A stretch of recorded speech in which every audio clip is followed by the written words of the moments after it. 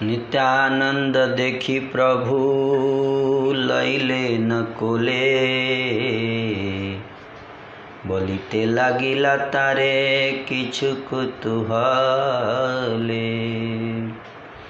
कोथा तुमी आमारे करिबा संबरण, जे मते आमार है सन्यास रक्षण। आरु आमा पागल करिते तुमी चाओ, आर जदि कर तबे मोर माथा खाओ। जे न कर तुमी आमा ते नयामी हई, सत्य सत्य एई आमी सबा स्थाने कई।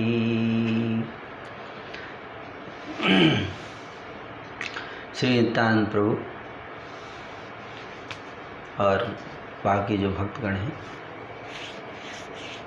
श्री चैतन्य महाप्रभु के पीछे पीछे जलेश्वर गांव पहुँचे हैं। जलेश्वर तो चले थे शांतिपुर से आटी सारा के बाद छत्रभोग के बाद गंगा जी को क्रॉस किए और फिर उड्र देश प्रयाग घाट, फिर वहाँ से स्वर्ण रेखा नदी से को पार किया और पार करने के बाद पहुँचे थे कौन से गांव में?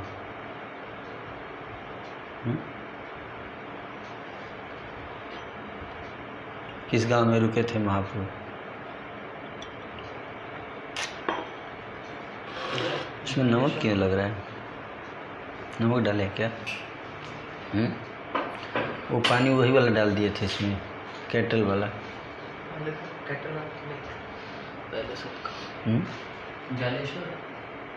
जलेश्वर से पहले जहाँ पे रुके थे कौन सा जगह? जहाँ रामचंद्र खान वाला छत्रभोग पहले स्वर्ण रेखा फिर उसके में डंडा तोड़ा, उससे आगे बढ़ रहे हैं। तो अभी हम लोग आ गए हैं, महाप्रभु आगे निकल गए और जलेश्वर पहुँचे हैं और पीछे से डंडा लेकर डंडा तोड़ने के बाद सारे भक्त लोग पहुँचे हैं।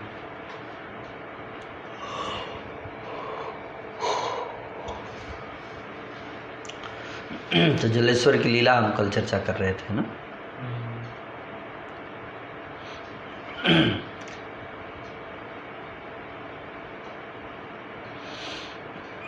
ठीक है कहकर श्री गौर सुंदर चल पड़े। मत्त सिंह की भांति उनकी गति को लिपिबद्ध करना कठिन काम है। एक मुहूर्त में प्रभु जलेश्वर नाम के गांव में पहुंच गए और वहां बराबर स्थित जलेश्वर नाम के देवस्थान पर पधारे। ब्राह्मण गण गंध पुष्प धूप दीप माला और विभूषणों से जलेश्वर के पूजन कर रहे थे। बहुविध वाद्यों की कोलाहल की धूम मच रही थी। चारों ओर परम मांगलिक नृत्य गीत का कार्यक्रम अनुष्ठित हो रहा था। उसे देखकर आनंदित हुए प्रभु क्रोध को भूल गए और अपने प्रिय भक्त शंकर के वैभव को देखकर परम प्रेम आनंद में निमग्न होकर नाचने लगे। गौरचंद्र शिव का गौरव समझाते हैं, इस कारण सभी भक्तवृंद शंकर के प्रिय हैं और शंकर भी उन सबके प्रिय हैं। जो चैतन्य के पथ अवलंबी नहीं हैं फिर भी अपने आप को वैष्णव मानते हैं पर शिव जी की अवज्ञा करते हैं, उनका सब कुछ व्यर्थ है। जगत के जीवन स्वरूप प्रभु नृत्य कर रहे थे। हुंकार गर्जन ऐसा था मानो पर्वत विदीर्ण हो रहा है।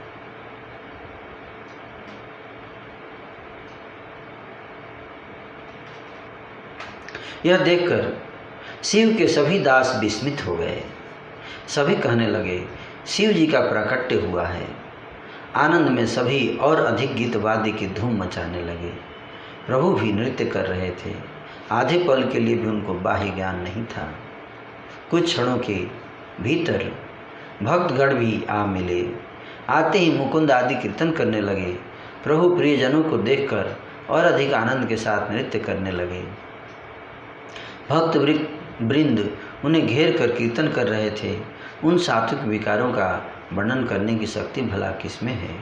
प्रभु के नयनों से मानो सुरधुनी गंगा की 100 धाराएं बह रही थी। इतने समय में शिवपुरी की सार्थकता संपन्न हुई। जहाँ वैकुंठ के अधीश्वर ने नृत्य किया, परम आनंद का प्रकाशन करके कुछ क्षण में प्रभु अपनी प्रिय गोष्ठी को लेकर स्थिर हुए। फिर प्रभु ने सबको प्रेम से गले लगाया। सभी का हृदय परम आनंद से भर आया। नित्यानंद को देखकर प्रभु ने उन्हें गोद में ले लिया और कुतूहलवश उन्हें कुछ कहने लगे। कहते हैं, कहाँ तुम मेरा संवरण करोगे जो कि मेरे संन्यास आश्रम का रक्षण हो सके। तुम तो मुझे पागल और बनाना चाहते हो, और कुछ करोगे तो मेरी खोपड़ी खाओगे। तुम मेरे लिए जो विधान करते हो मैं वैसा ही हो जाता हूँ। सचमुच मैं यही सबसे कहता हूँ। भगवान श्री गौरचंद्र सभी को शिक्षा देते हैं, नित्यानंद के प्रति सभी सावधान रहना। मेरे अंग शरीर से नित्यानंद का अंग बड़ा है। सचमुच मैं निश्चित रूप से पर सभी से यह कह रहा हूँ कि नित्यानंद के चरणों में जिनका अपराध होता है उन्हें प्रेम भक्ति प्राप्त करने में बाधा आती है। इसमें मेरा कोई दोष नहीं है। बांसदह पथे कसाक्त न्यासी वेश, आसिया प्रभु रे पथे करिल आदेश।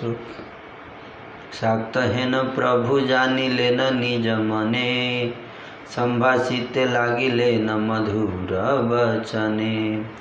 प्रभु बोले कह कह कोथा तुमी सब, चिर दिने आजी सबे देखिलु बांधव। प्रभुर मायार शक्ति मोहित हईला, आपनार तत्व जत कहिते लागिला। यत यत साक्त बैसे यत यत देशे, सब कहे के सुनी प्रभु हासे। साक्त बोले चल झाट मठे ते अमार, सबे आनंद आजी करीब अपार। पापी साक्त मदिराए बलये आनंद, बुझिया हसेन गौर चंद्र नित्यानंद। प्रभु बोले आसी आमी आनंद करीते, आगे गिया तुमी सज करह त्वरिते। सुनिया चलिला साक्त हई हर्षित, यही मत ईश्वरे अगाध चरित। इस प्रकार से उस रात में जलेश्वर में रहकर, तो उस रात कहाँ रुक गए? जलेश्वर। जलेश्वर में रुक गए। और फिर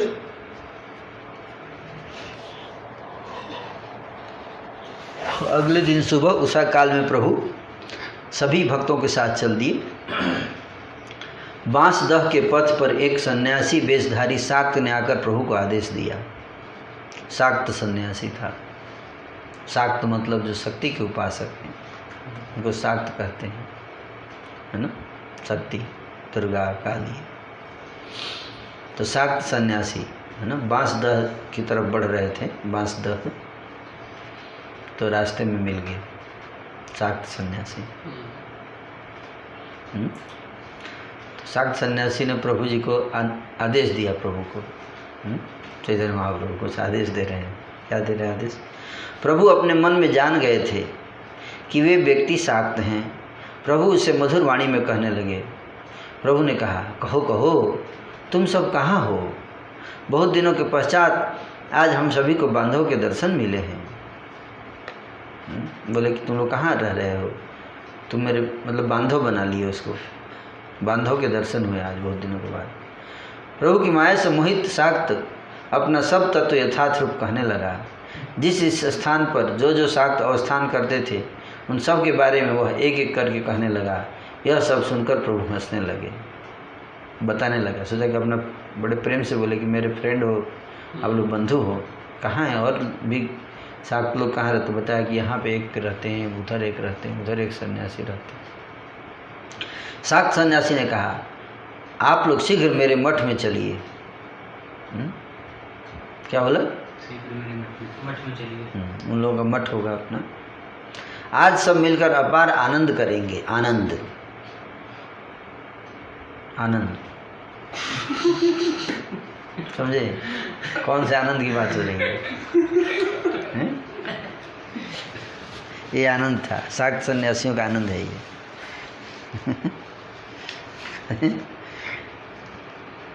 पापी शाक्त मदिरा को आनंद कह रहा था।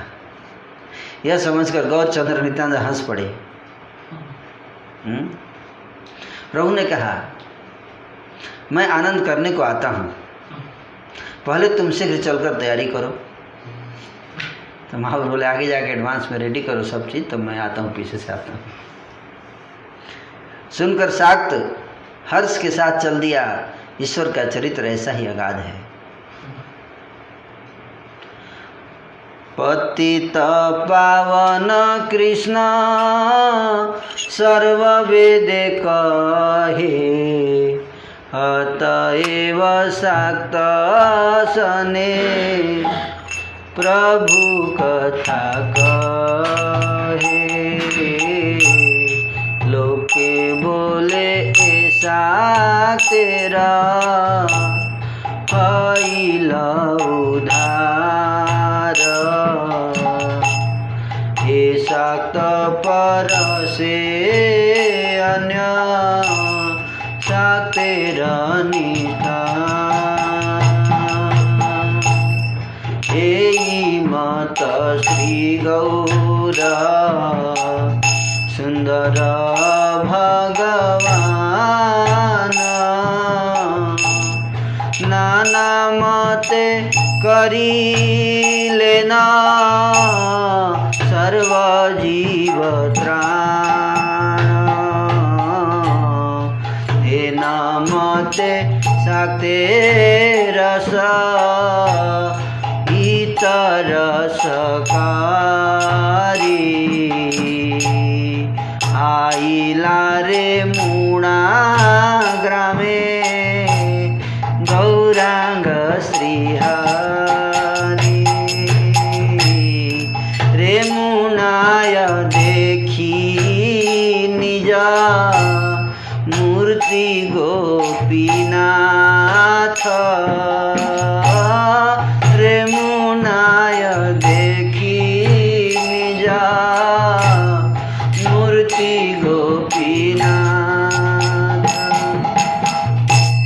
विस्तार करिला नृत्य भक्त वर्ग साथ,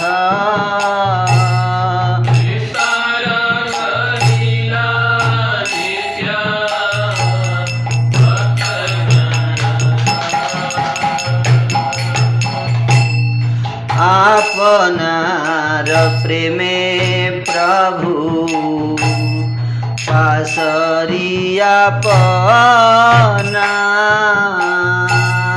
आपनार प्रेमे प्रभु पासरिया पना।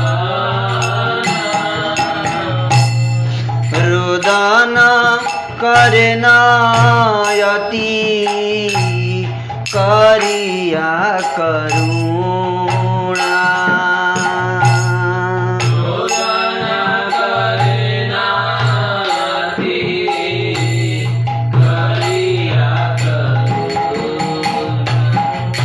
सभी वेदों शास्त्रों का कहना है कि कृष्ण पतित पावन है। इसीलिए प्रभु शाक्त के साथ बात कर रहे थे। लोग कह रहे थे इस शाक्त का उद्धार हो गया। जिसके साथ महाप्रभु बात कर लिए मतलब उसका उद्धार हो गया। इस शाक्त के स्पर्श से दूसरे शाक्तों का भी उद्धार हो जाएगा। बोले तुम जाओ तैयारी करो, है ना? तो उससे बात कर लिए ना। अब महाप्रभु की इससे बात कर ली तो उसका उद्धार हो गया। फिर उसके संपर्क में जो आएगा उसका उद्धार हो जाएगा। इस प्रकार से भगवान श्री गौर सुंदर ने विभिन्न उपायों से सभी जीवों का उद्धार किया। इस प्रकार से शाक्त के साथ रहस्य करके गौरांग श्रीहरि रेमुणा नाम के गांव में आ पहुँचे। रेमुणा में अपनी मूर्ति गोपीनाथ के दर्शन करके प्रभु ने भक्तजनों के साथ खूब नृत्य किया। स्वयं के प्रेम में प्रभु स्वयं को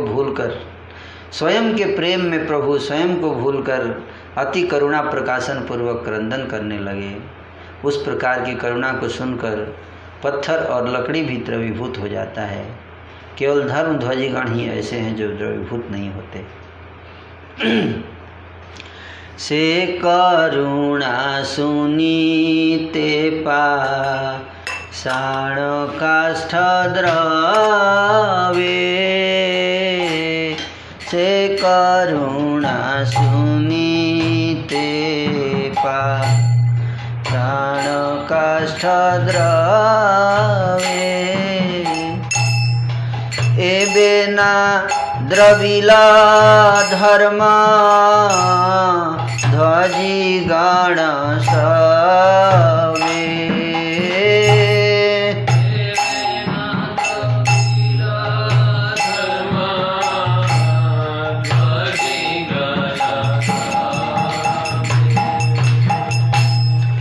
कत दीन महाप्रभु श्री गौर सुंदर, कत दीन महाप्रभु श्री गौर सुंदर, आइले न याजपुरे ब्राह्मण नगर,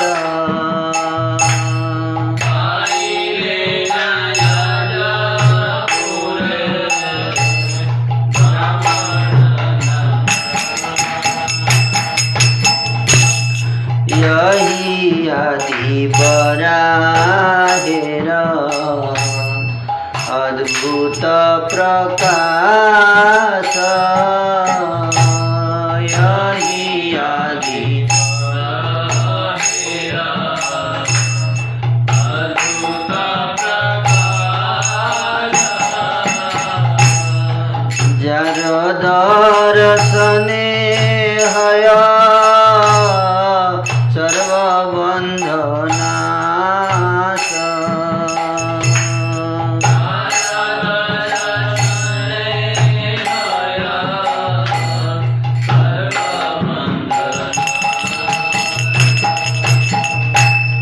महातीर्थ बहे जथा नदी बहे तरणी,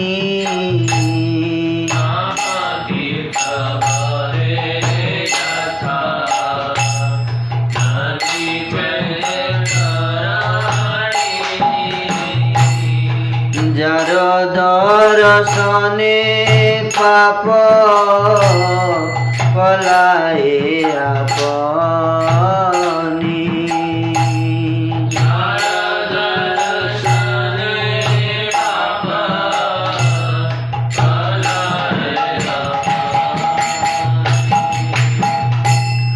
जंतु मात्र जे नदीर हईले पार, जंतु मात्र जे नदीर हईले पार, देवगण देखे चतुर भुजेर आकार,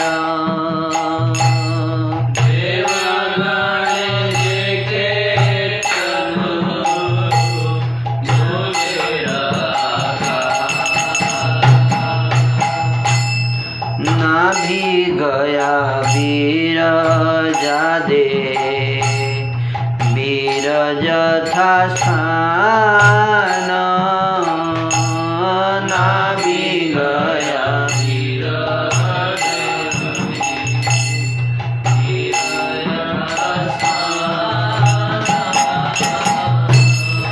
यथा हईते क्षेत्र दश जो जन प्रमाण।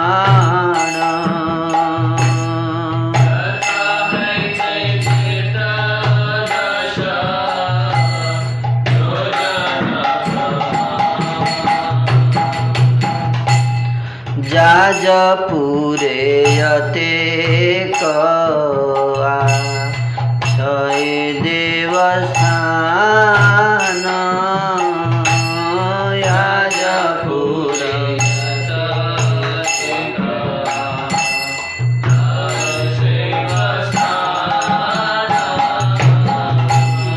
लक्ष बत्सरे वो नारी लैते सब नाम।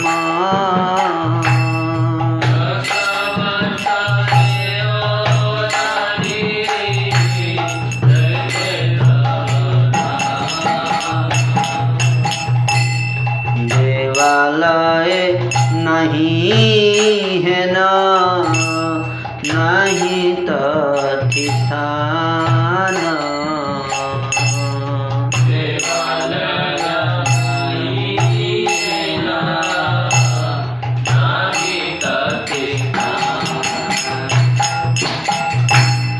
केवल देवेर वास जाजपुर ग्राम। केवल देवेर वास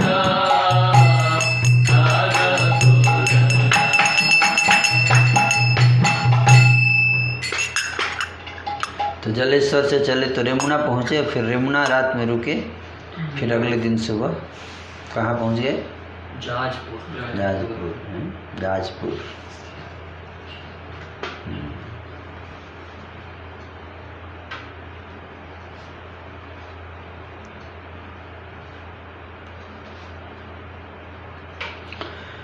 कुछ ही दिनों में महाप्रभु श्री गौर सुंदर ब्राह्मण नगर याजपुर में पधारे। याजपुर देखिए कितने स्टॉपेज हो गए, सब स्टॉपेज। याजपुर जहाँ आदि वराह का अद्भुत प्रकाश विराजमान है। आदि वराह, वराह अवतार हुआ था, आदि वराह उनका स्थान है। वो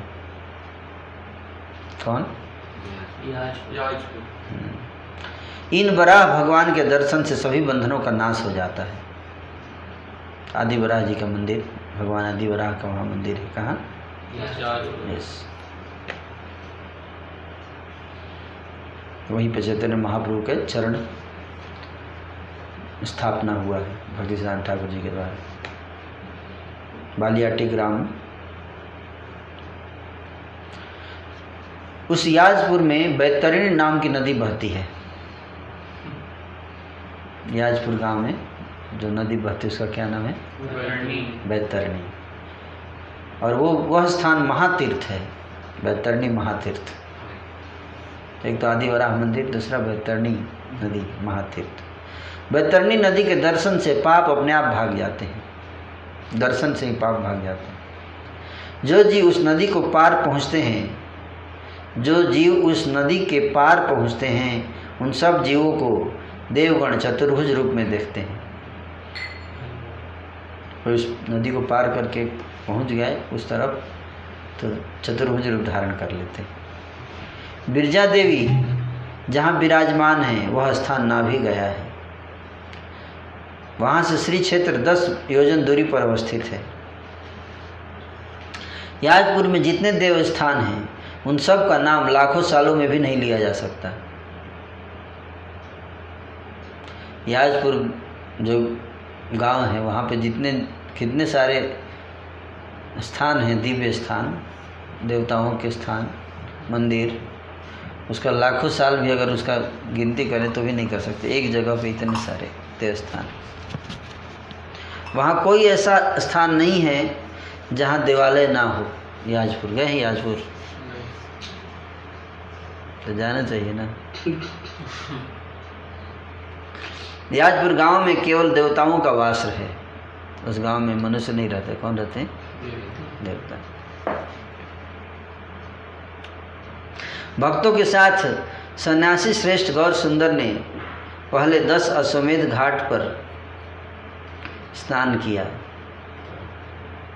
फिर प्रभु संभाषण हेतु आदि बराह को गए। सबसे पहले 10 अश्वमेध घाट है, वहाँ भी 10 अश्वमेध घाट है, वहाँ स्नान किए, बैतरणी नदी के किनारे होगा। फिर वहाँ से आदि वराह के मंदिर दर्शन के लिए गए। वहाँ प्रभु ने प्रेम रस में निमग्न होकर नृत्य गीत किया। याजपुर को देखकर प्रभु बड़े सुखी हुए। उनका आनंद आवेश पुनः पुनः प्रचुर परिमाण में बढ़ता जा रहा था।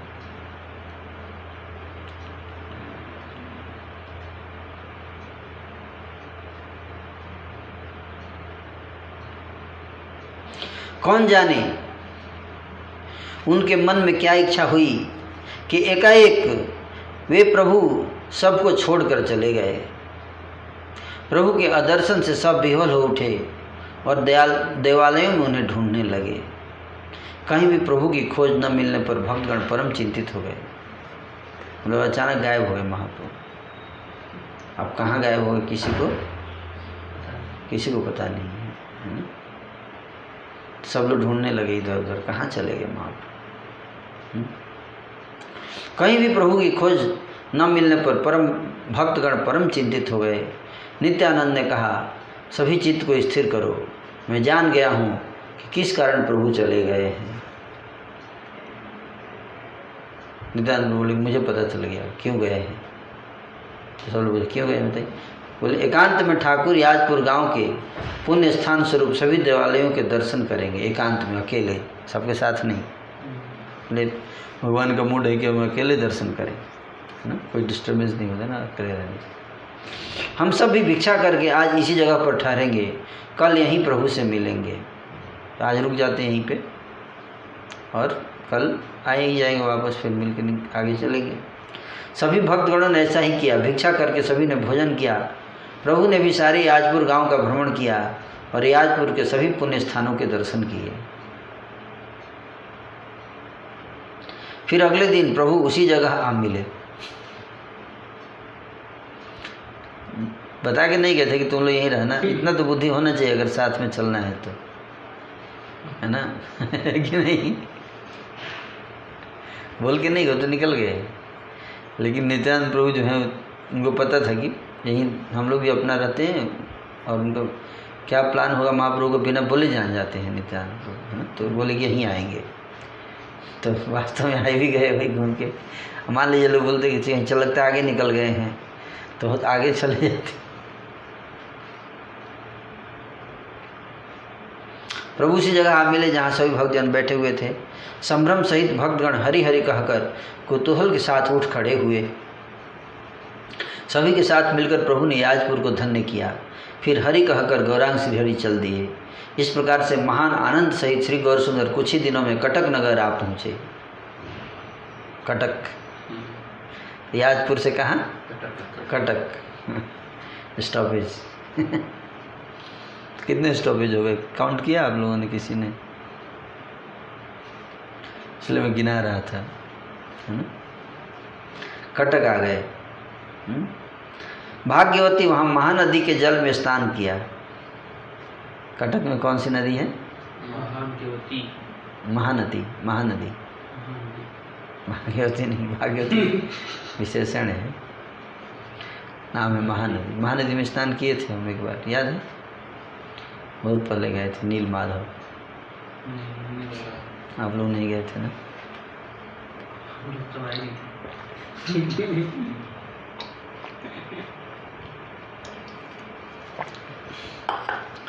एक बार स्नान किया महानदी में।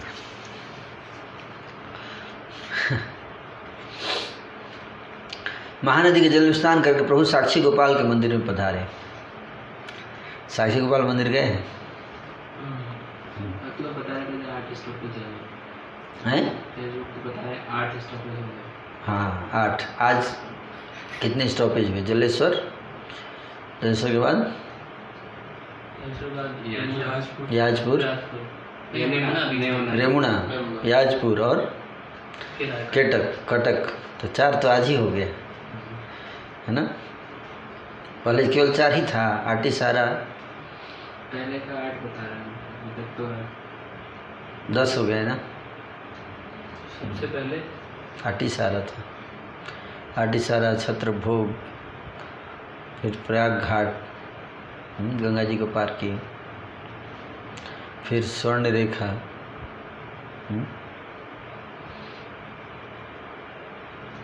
4 और 4 8 पर। Very good. फिर साक्षी गोपाल आ गए है ना।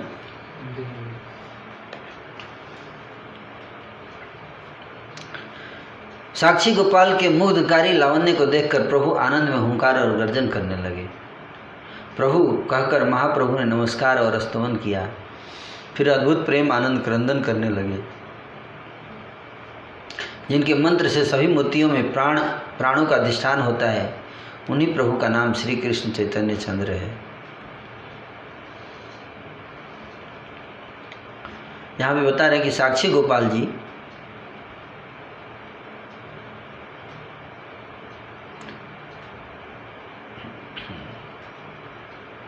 कटक शहर के उत्तरी भाग में महानदी प्रवाहित है।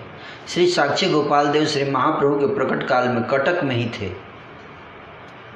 महाप्रभु के साथ अभी तो कटक में नहीं है ना, लेकिन उस समय महाप्रभु जब आए थे उस समय साक्षी गोपाल का मंदिर कहाँ था? कटक में, है ना, कटक में, है ना। वहीं श्री साक्षी गोपाल वर्तमान समय में साक्षी गोपाल नाम के गांव में स्थानांतरित हो गए हैं। तो हम लोग जब गए, जहाँ गए थे गांव का नाम था साक्षी गोपाल, है ना। हाँ, लेकिन पहले कटक में थे, बाद में वहाँ आ गए तो उस गांव का नाम बस गया है वहाँ, उन्हीं के नाम से साक्षी गोपाल। कटक से महाप्रभु के प्रकट काल के परवर्ती समय में साक्षी गोपाल को जगन्नाथ जी के मंदिर में लाया गया। पहले कटक से कहाँ है? जगन्नाथ मंदिर, है ना। तत्पश्चात उन्हें स्वतंत्र रूप से उस गांव में अधिष्ठित किया गया। फिर वहाँ दोनों में झगड़ा हो गया, जगन्नाथ जी में और साक्षी गोपाल में। सारा खा जाते थे भोग। जगन्नाथ जी राजा के सपने में आए और बोले कि ये इनको जो लाए हो ना, इनके लिए अलग मंदिर बनाओ, ये मेरा सब खा जाता है भोग। तब राजा ने उनके लिए फिर अलग मंदिर बनाया साक्षी गोपाल जी। साक्षी गोपाल पहले महानदी के तट पर स्थित कटक नगर में साक्षी गोपाल विराजमान थे। दक्षिणी देश से लाए गए साक्षी गोपाल को पहले कुछ दिन कटक में विराजमान कराकर पश्चात श्री पुरुषोत्तम में श्री जगन्नाथ के मंदिर में कुछ दिन के लिए उन्हें स्थापित किया गया। वहाँ किसी प्रकार का प्रेम कलह उपस्थित होने पर, प्रेम कलह मतलब समझ रहे हैं ना, जगन्नाथ जी और इनमें प्रेम कलह हो गया, है ना। उत्कलपति महाराज ने पुरुषोत्तम से 3 कोस की दूरी पर सत्यवादी नाम के एक गांव की स्थापना करके गोपाल को वहीं रख दिया। गांव का नाम था सत्यवादी, है ना। वर्तमान में उसी गांव के एक पक्के मंदिर में श्री साक्षी गोपाल विराजमान हैं। साक्षी गोपाल की आख्यायिका श्री चैतन्य चरितामृत के मध्य 5म परिच्छेद में द्रष्टव्य है। इसकी कथा भी हम लोग किए थे जब साक्षी गोपाल गए थे, है ना।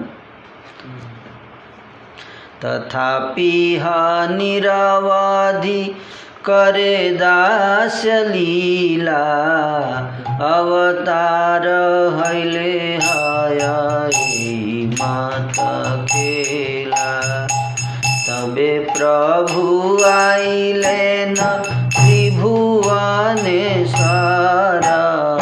गुप्त काशीवास यथा करे न शंकर। सर्वतीर्थ जलयथा बिंदु बिंदु आनी, बिंदु सरोवर शिव श्री जिलाया पानी। कटक से चलकर फिर महाप्रभु श्री गौर हरि निरवधि दास लीला प्रदर्शित करते रहते थे। स्वयं अवतार होने पर भी प्रभु द्वारा इस प्रकार का खेल होता रहता है। फिर प्रभु गुप्त काशी पहुँच गए। गुप्त काशी श्री भुवनेश्वर, श्री भुवनेश्वर पधारे। तो 9वां स्टॉप श्री भुवनेश्वर, 9th, है ना। जहाँ उसको भुवनेश्वर को गुप्त काशी बोलते हैं, जहाँ शंकर जी निवास करते हैं। सभी तीर्थों से बिंदु बिंदु भर जल लाकर स्वयं शिव ने जहाँ बिंदु सरोवर का सृजन किया है।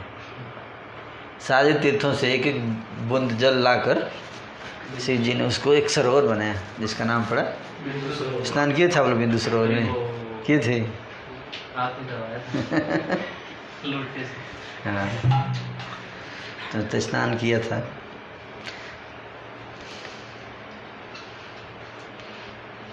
तो इसकी कथा सुना देता हूँ आपको। श्री भुवनेश्वर स्वर्णाद्रि महोदय एकाम्र पुराण, स्कंद पुराण इत्यादि संस्कृत पौराणिक ग्रंथों में श्री भुवनेश्वर तीर्थ का बहुविध विवरण मिलता है ना। स्वर्ण अद्रि महोदय ग्रंथ का नाम है। एक ग्रंथ है एकाम्र पुराण, एक ग्रंथ है स्कंद पुराण। तो इन शास्त्रों में भुवनेश्वर धाम की महिमा का वर्णन मिलता है।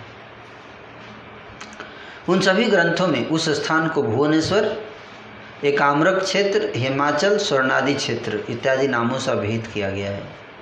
तो कहीं कहीं पे इसको भुवनेश्वर लिखा गया, कहीं कहीं पे एकाम्र क्षेत्र, कहीं पे स्वर्णादि हिमाचल,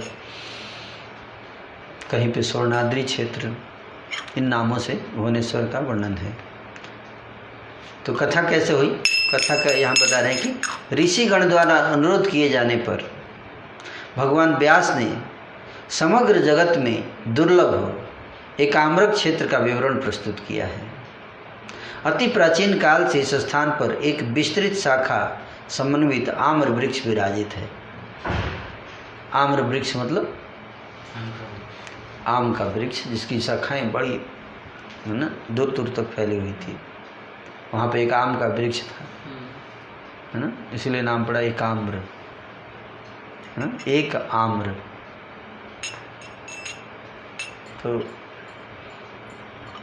इसलिए इस स्थान का नाम एकाम्रक क्षेत्र पड़ा है। इसी स्थान पर कोटि लिंग मूर्तियाँ एवं अष्ट तीर्थ विराजमान हैं। यह स्थान वाराणसी की अपेक्षा भी श्रेष्ठ माना जाता है। भुवनेश्वर वाराणसी से भी श्रेष्ठ है। एवं वैष्णव राज शंभु को अत्यधिक प्रिय है। उत्कल प्रदेश में दक्षिण समुद्र के तट पर गंधवती नाम की एक पूर्ववाहिनी नदी है। वह नदी साक्षात जाह्नवी स्वरूपा है। उस परम पवित्र नदी के तट पर ही यह ब्रह्म क्षेत्र एकाम्रक क्षेत्र विद्यमान है। नदी है, कौन सी नदी? कौन सी नदी बताइएगा, बताइए? गंधवती, गंधवती नदी उसी के तट पर है। यह स्थान कैलाश की अपेक्षा भी अधिक रमणीय है। यह स्थान त्रियोजन विस्तृत है। 3 योजन, 3 योजन मतलब 24 मील। 1 योजन में 8 मील, 3 योजन में 24 मील। इसमें 1 योजन स्थान देवगणों के द्वारा पूजित है एवं 1 कोस परिमाण में आम्र छाया परिव्याप्त है। धर्मात्मा व्यक्तिगण प्राचीन काल से इस स्थान में स्नान, जप, होम, तर्पण, अभिषेक, पूजा, स्तव, निर्माल्य सेवन, पुराण श्रवण, भगवत भक्तों का चरण आश्रय एवं 9 विधा भक्ति याजन करते चले आ रहे हैं। तो इस प्रकार से भुवनेश्वर का वर्णन है ना, विस्तार पूर्वक बताया गया भुवनेश्वर का वर्णन।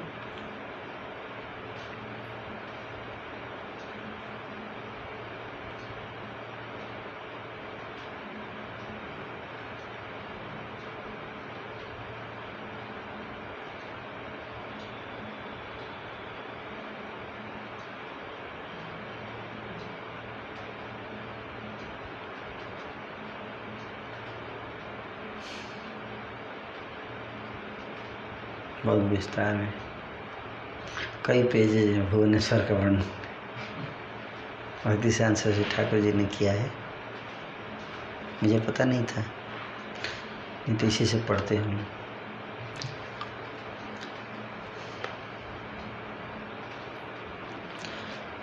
शिव प्रिय सरवर जानी श्री चैतन्य, तान करी विशेष करिलायति धन्य। देखिले न गिया प्रभु प्रकट शंकर, चतुर्दिक शिव ध्वनि करे अनुचारा। चतुर्दिके सारी सारी घृत दीप जले, निरवधि अभिषेक हईते जाले। निज प्रिय शंकरेरा देखिया विभाव, तुष्ट हईन प्रभु सकल वैष्णव। हे चरण रसे शिव बसन न जाने, हे न प्रभु नित्य करे शिव विद्यमाने। नित्य गीत शिव अग्रे करियानंद, से रात्रि रहिला शीघ्र में गौरचंद्र। से स्थान शिव पाई लेना जे नमते, से कथा कही स्कंद पुराणे रमते। काशी मध्य पूर्वे शिव पार्वती सहिते, अछिलायनिक काल परमनि भूते। तबे गौरी सह शिव गेले न कैलास, नर राज गणे काशी करए विलास। तबे काशी राज नामे कैला एक राजा, काशीपुर भोग करे करी शिव पूजा। भुवनेश्वर की कथा का वर्णन कर रहे हैं, है ना। भुवनेश्वर की कथा कि भुवनेश्वर नगर का निर्माण कैसे हुआ। कहते हैं कि शिव के सामने नृत्य गीत रूप आनंद का प्रकाशन करके श्री गौरचंद्र उस रात उसी गांव में ठहर गए, भुवनेश्वर में, है ना, 9th स्टॉप। जिस प्रकार से उस स्थान पर शिव का आगमन हुआ था, वही कथा मैं स्कंद पुराण के मत अनुसार कह रहा हूँ कि यहाँ पर शिव जी कैसे आए। पर शिव जी तो वाराणसी में निवास करते थे, काशी में, तो भुवनेश्वर कैसे पहुँचे उस कथा के बारे में बता रहे हैं। काशी से भुवनेश्वर कैसे शिफ्ट हुए, स्कंद पुराण में इसका वर्णन आता है। कहते हैं कि प्राचीन काल में शिव जी पार्वती के साथ काशी में परम एकांत अवस्था में बहुत समय तक रहे। फिर गौरी के साथ शिव कैलाश पर पधारे। उधर नर राजगण काशी में राज्य करने लगे। जब शिव जी कैलाश पर्वत पे चले गए काशी से, वहाँ पे मनुष्य राजा बनने लगे काशी में। फिर काशी राज नाम के एक राजा हुए। वे शिव पूजन पूर्वक काशीपुर में राज्य करने लगे। काशी राज शिव जी की पूजा करते थे और वो काशीपुर में, काशी नगर में काशी राज का शासन था। दैवयोग से वह राजा काल पास की चपेट में आ गया। कृष्ण को पराजित करने के लिए वह उग्र तपस्या के साथ शिव का पूजन करने लगा। द्वापर युग में वो राजा जो है वो कृष्ण को हराने के भाव से, है ना, कि कृष्ण को मैं हराऊंगा, ऐसे करके शिव जी की तपस्या कर रहा था कृष्ण को हराने के लिए। तपस्या के प्रभाव से शिव प्रत्यक्ष हुए और वर मांगो कहने पर उस राजा ने वर मांगा, हे प्रभु, आपके चरणों में मैं एक वर मांगता हूँ, ऐसा वर दीजिए ताकि मैं युद्ध में कृष्ण को पराजित कर सकूं। भोलानाथ शंकर का चरित्र अगाध है, कौन समझ सकता है कि वह किस प्रकार से किस पर कृपा करते हैं।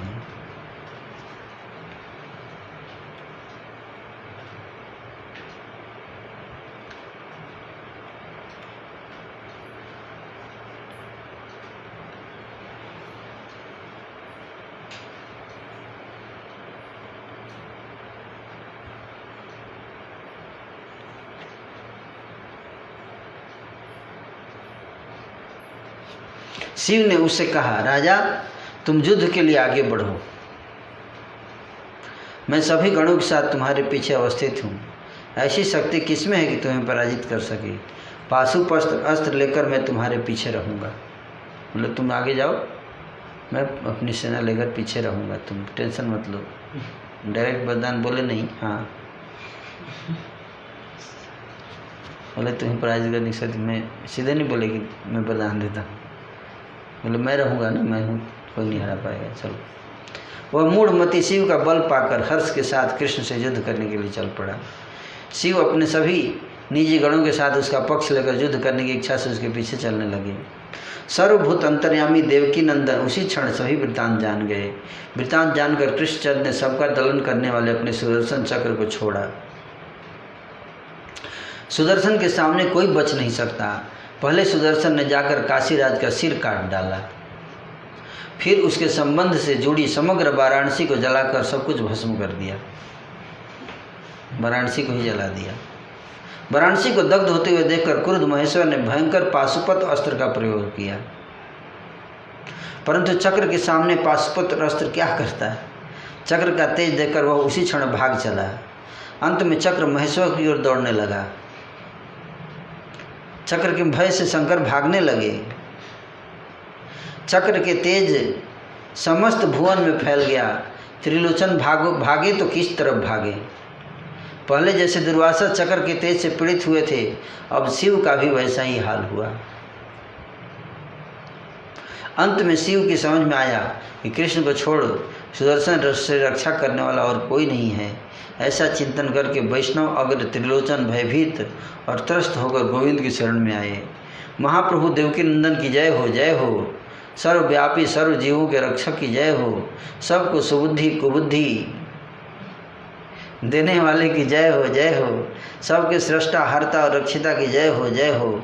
अदोषदर्शी दोष दर्शन न करने वाले कृपा सिंधु की जय हो, जय हो। संतप्त जनों के एक बंधु की जय हो। अपराध भंजन शरण की जय हो। हे प्रभु मेरे दोष को क्षमा कीजिए, मैं आपकी शरण में आया हूँ। शंकर का स्तवन सुनकर सर्व जीवों के नाथ कृष्ण ने चक्र तेज का संवरण किया एवं दर्शन दिए। उनके चारों ओर गोप गोपीगण शोभा पा रहे थे। कुछ क्रोधित और हंसमुख होकर प्रभु कहने लगे, क्यों शिव, तुम तो मेरा शुद्ध स्वरूप जानते हो।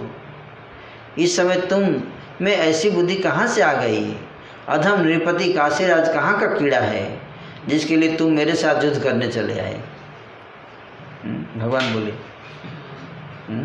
इसके लिए तुम मेरे साथ लड़ने लगे।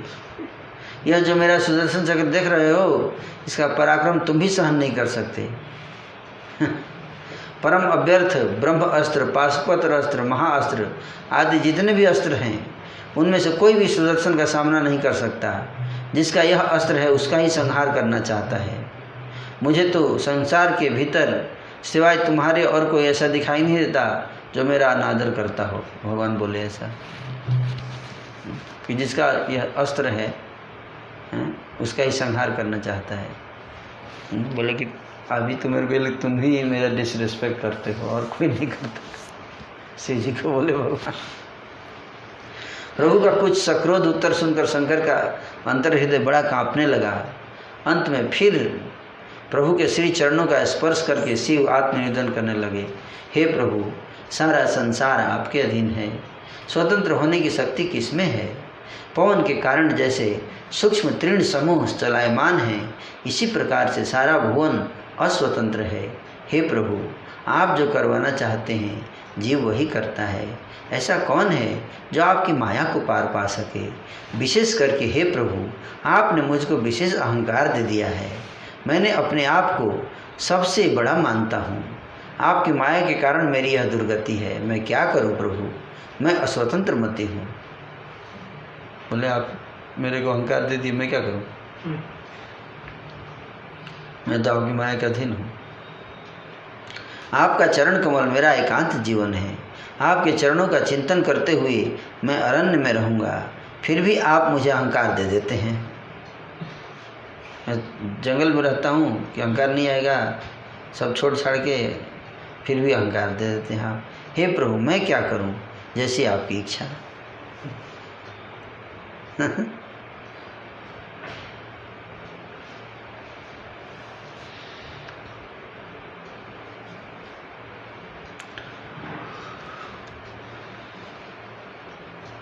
हे प्रभु, फिर भी मैंने अपराध किया है, उस सब अपराध को क्षमा करके मुझ पर कृपा कीजिए। हे प्रभु, सदैव होकर ऐसा वर दीजिए कि इस प्रकार की कुबुद्धि मुझ में और ना रहे।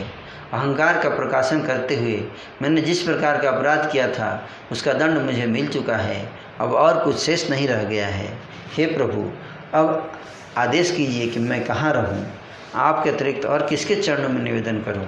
शंकर के वचन सुनकर कृपा युक्त प्रभु हंसकर कहने लगे, सुनो शिव, तुम्हें दिव्य स्थान प्रदान कर रहा हूँ, सर्वगोष्ठी सहित वहीं प्रस्थान करो। एकाम्रक वन नामक एक मनोहर स्थान है, वहाँ पर तुम कोटि लिंगेश्वर के रूप में विराजमान रहो। तो भगवान श्री कृष्ण ने उनको जगह बताया, भुवनेश्वर कोटि लिंगेश्वर रूप में। वह भी लगभग वाराणसी जैसी सुरम्य नगरी है। वह स्थान मेरी परम गोप्यपुरी है। हे शिव, उस स्थान के बारे में मैं आज तुम्हें बता रहा हूँ। उस पुरी का मर्म और कोई नहीं जानता है। सिंधु के तट पर बट के नीचे नीलाचल नामक पुरुषोत्तम क्षेत्र है। वह स्थान अति रम्य है। काल की चपेट में आकर जब अनंत ब्रह्मांडों का संहार हो जाता है तब भी काल उस स्थान का कुछ नहीं बिगाड़ सकता। सर्वदा उसी स्थान पर मैं निवास करता हूँ। प्रतिदिन वहीं मेरा भोजन होता है। उस समय के प्रभाव से, उस स्थान के प्रभाव से 10 योजन भूमि में जितने भी जंतु कीट कृमि रहते हैं उन सबको देवगण चतुर्भुज रूप में देखते हैं। वह स्थान भुवन मंगल के नाम से विख्यात है न। 10 मील में जितने जीव रहते हैं वो सब चतुर्भुज रूप जगन्नाथपुरी। नींद में रहने पर भी उस स्थान पर समाधि का फल मिलता है। वहाँ जाकर कोई सो जाए, मैं तो काफ़ी समाधि कर चुका हूँ। शयन में भी प्रणाम करने का फल प्राप्त होता है। अगर अब लेटे हुए सो रहे हैं तो भगवान सोचते हैं कि ये प्रणाम कर रहे हैं। ऐसा वेद कहते हैं। उस स्थान पर भ्रमण करने से परिक्रमा का फल मिलता है। बातचित्र मात्र करने से वहाँ मेरा स्तवन होता है। वहाँ जाकर कोई बात करे जगन्नाथपुरी में तो भगवान उसको ऐसे स्तुति लेते हैं। उस क्षेत्र का इतना निर्मल प्रभाव है कि मछली खाने पर भी हविष्य से घृत खाने का फल मिल जाता है। मेरे अपने नाम का वह स्थान मुझे इतना प्रियतम है कि वहाँ जो जो निवास करते हैं वे सब मेरे ही समान हैं। उस स्थान पर यमदंड का अधिकार नहीं है। मैं ही सभी की अच्छाई बुराई का विचार करता हूँ।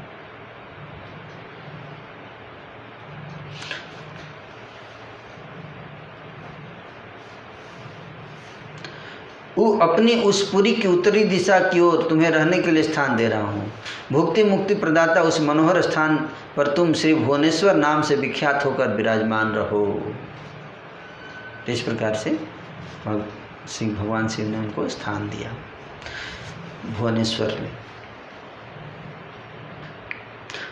पुरी की अद्भुत महिमा सुनकर शंकर फिर से श्री चरणों का स्पर्श करके उत्तर देने लगे। किसके श्री चरणों का? भगवान श्री कृष्ण के। शिव जी बोले, हे प्राणनाथ, मेरा एक निवेदन सुनिए। मैं सदैव परम अहंकारी हूँ, इसलिए आपको छोड़कर अलग किसी अन्य स्थान पर रहने से कभी भी मेरा कुशल मंगल नहीं होगा। मेरा मन चाहता है कि मैं सदैव आपके पास रहूं। दुष्टों के संग दोष के कारण कभी भी मंगल नहीं होता है। इस कारण यदि आप मुझे अपना भृत्य समझते हैं तो अपने क्षेत्र में मुझे एक स्थान दीजिए। आपके क्षेत्र की महिमा आपके श्रीमुख से सुनकर मेरी वहीं रहने की हार्दिक इच्छा हुई है। हे प्रभु, मुझे रहने के लिए वहाँ थोड़ा सा स्थान दीजिए। क्षेत्रवास के लिए मेरी हार्दिक अभिलाषा है। इतना कहकर महेश्वर क्रंदन करने बोले, अहंकार आ जाते हैं, अपने पास रखेंगे तो अहंकार नहीं आएगा, तो उधर ही अपने नीलाचल क्षेत्र में ही कहीं स्थान दे दीजिए। ऐसा कहकर रोने लगे शिव जी। शिव के वचन से संतुष्ट होकर श्री चंद्रवदन श्री कृष्ण उन्हें आलिंगन पूर्वक कहने लगे, सुनो शिव, तुम मेरे अपने शरीर के समान हो।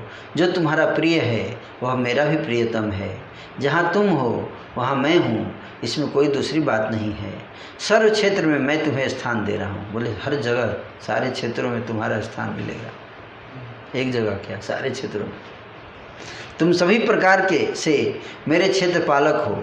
सर्व क्षेत्र में मैं तुम्हें अधिकार प्रदान करता हूँ। मैंने तुम्हें जो एकाम्रक वन प्रदान किया है उसमें भी तुम परिपूर्ण रूप से विराजमान रहो। वह क्षेत्र मेरा प्रिय स्थान है। मेरी प्रीति के लिए तुम वहीं सदैव अधिष्ठित रहो।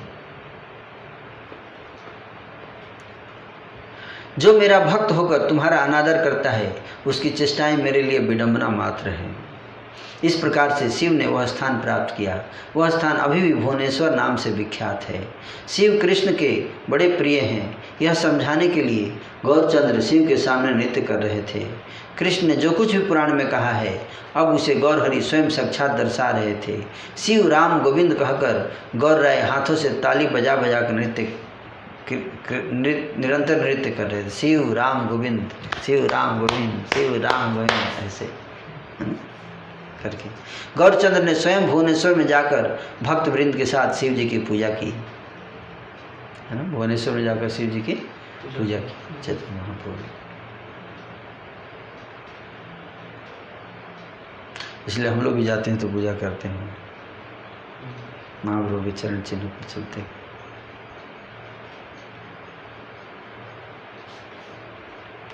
शिक्षा गुरु ईश्वर के द्वारा दी गई शिक्षा को जो नहीं मानते हैं वे सब लोग निज दोष के कारण दुख को प्राप्त होते हैं।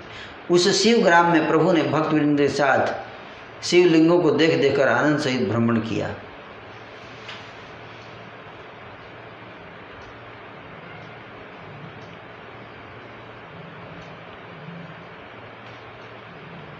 परम निवृत्त एकांत एक शिव स्थान को देखकर भगवान श्री गौर सुंदर प्रसन्न हुए।